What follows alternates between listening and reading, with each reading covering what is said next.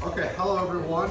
I know this is kind of like a delay, but we have a scripts presentation. I don't know how interesting this will be everyone, so this will be kind of like a makeshift first meeting because we had our 0th meeting last time. So I'm just gonna give a quick debrief on scripts.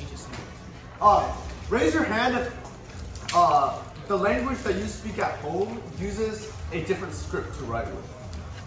Okay, yeah, that's basically everyone actually. I don't know. So yeah. Also, feel free to just come up here, like, cause it's better if it's close up, cause I don't know. It's cause like yeah. So here's some facts about scripts. So there are around 140 to 250 scripts used worldwide today. Obviously, we only use English. English uses the Latin alphabet. So some of the most common scripts include the Latin alphabet, so 70% of the world uses this. And then you have Chinese characters, which around like another 17% uses this. And then you have Arabic, Devanagari, and the Cyrillic script. So yeah. Here's a map for all the scripts in the world. So you have so as you can see, 70% of the world use Latin alphabet, but then you also have like more interesting scripts. Like this is the Russian script, and then you have a lot of the abugidas, which are a type of script. You have different types. Here, for example, you have the Greek alphabet that's often used in math. And you have Japanese, Korean, and a bunch of. As you can see, most of the unique scripts, like they're kind of concentrated in the Indic area because like every Indian language kind of uses their own script. And then also Southeast Asia uses a lot of scripts, different scripts, like Thai, for example, which is one that I'm currently learning. What do you think is the most interesting looking script? Can someone, any participants? Go ahead. Chinese? Any other things like ideas? Number one. Yeah. I got Chinese like you kind of it's like a picture almost in each word. Yeah. Okay, yeah, this is Daniel, I think Egyptian hieroglyphics are really Egyptian interesting. I don't think those are in use today, But every single script except for Chinese and Korean and Japanese are descendants of Egyptian hieroglyphics. really? Pretty much. Okay. Yeah. Inictitude, I guess. Okay. So to talk about some of the types of scripts, you have at the top. There's two types of scripts. One is a phonetic script. So most languages use a phonetic script. It's just we phonetically spell out how words are sound. So if you have a word, you have some sort of clues. 90% of the time, you'll be able to pronounce the word. Obviously, like in English, we have like a bajillion different kinds of exceptions, right? Like bourgeoisie, for example. Like no one like if you were to sound it out phonetically, it would be like bourgeoisie, but obviously you have some sort of clue. Moreover. So in phonetic scripts, there are a couple types of scripts. First is like a segmental scripts, which means it's like kind of like English. They separate consonants and vowels, right? So consonants are separated from vowels. Then you have syllabic scripts that kind of combine consonants and vowels into one character for each letter. So that's kind of I'll explain some examples, right? So alphabet is consonants and vowels are completely separate. Abjad is there are no vowels included at all. And abugida is where every letter has a default vowel attached to it, but if you have different markers, character represents a different consonant. So, and then on the other side you have logographs, which are like ideological scripts, right? So each character represents some sort of idea. So let's take a look at how this goes. So first we have an example of an alphabet.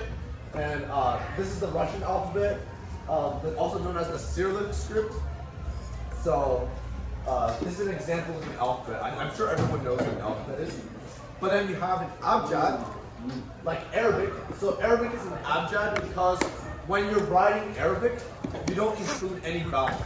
Now, this is considered an impure abjad, which means that there are still some vowels, but for the most part, the vowels are excluded, right? So, for example, if I were to say a word in Arabic, like, what's a word in Arabic? Bismillah, right? So that's a religious saying.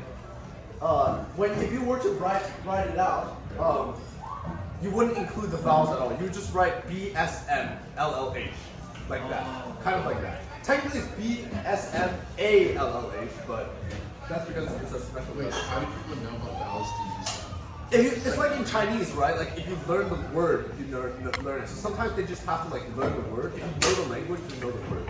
But then you can guess like you can basically guess the word. Like I don't know, just kind of fill it in. Oh, but Arabic has an option to include the vowels as like optional diacritics. But when you're usually writing, you don't include it. And then you have the Tibetan script. This is an example of an abugida because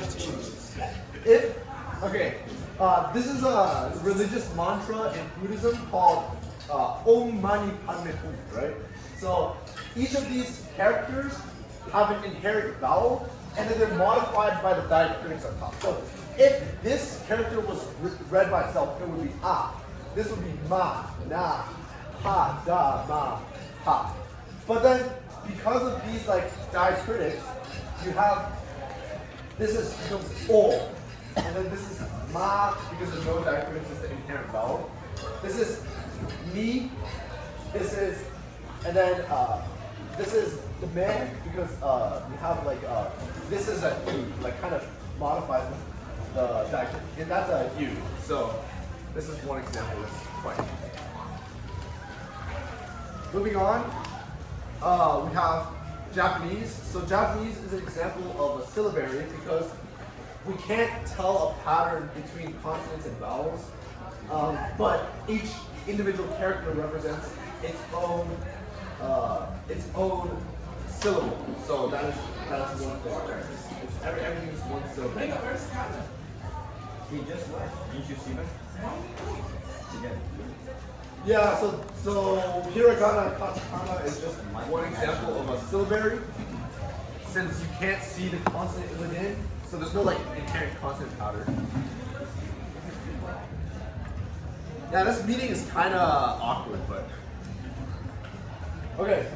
And then lastly, we have logographic, which is logographic systems are basically a writing system that relies on the concept of something. So as you can see, this is how you like Chinese characters are type of logograph, the most famous and potentially one of the oldest surviving logographs. And then you basically have a concept, and then they eventually evolve to become like the writing system itself. So there's nothing involved with phonetics in terms of this. So yeah. What? Go ahead. Yeah, you won't be able to guess how a character is pronounced when you look at it, but you can guess what it means. Alright, okay, so I play this in. So there's this, just to give everyone a visualization of each of the four types of scripts, four main types of scripts, five main types of scripts. Let's see. We'll just do four types of scripts. Can anyone tell me the four types of scripts? What's the four types of scripts? Let's just start with logographic script. Okay, yeah. So if English was a abjad, it would be written like this. So if I'll just write the sentence, if English was an abjad, yeah. So it would be written like this. Oh my god, this is out of it. Give me a second.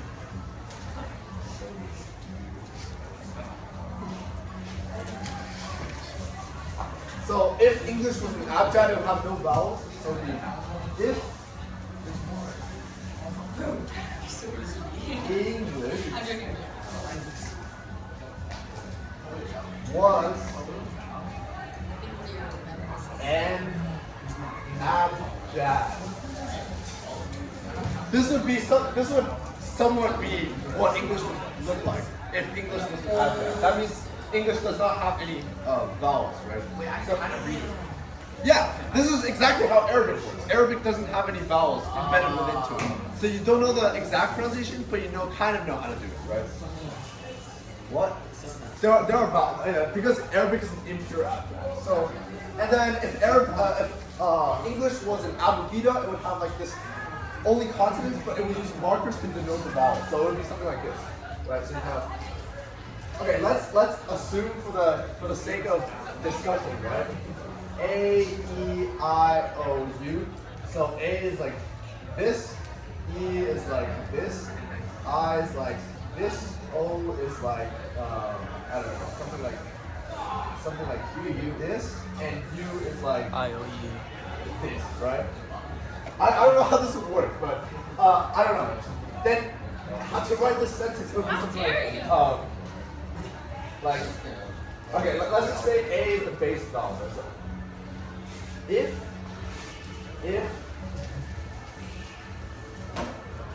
English, no, this is not, sorry, there's only one thing. English was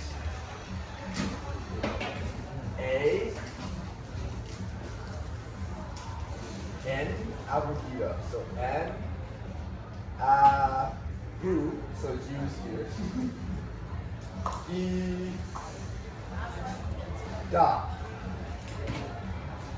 Okay, maybe this will help you visualize how it works. And basically, the vowel is kind of attached to the letters. So this is kind of weird. I don't know. Maybe I should have chosen a more like interesting topic. But okay. Now, Daniel, what if English was a logographic script? Okay, if English was a logographic script, it would probably like I don't know, like if like it would be something like this, right? If this is if, right? This is technically like a thought bubble. English, let's see.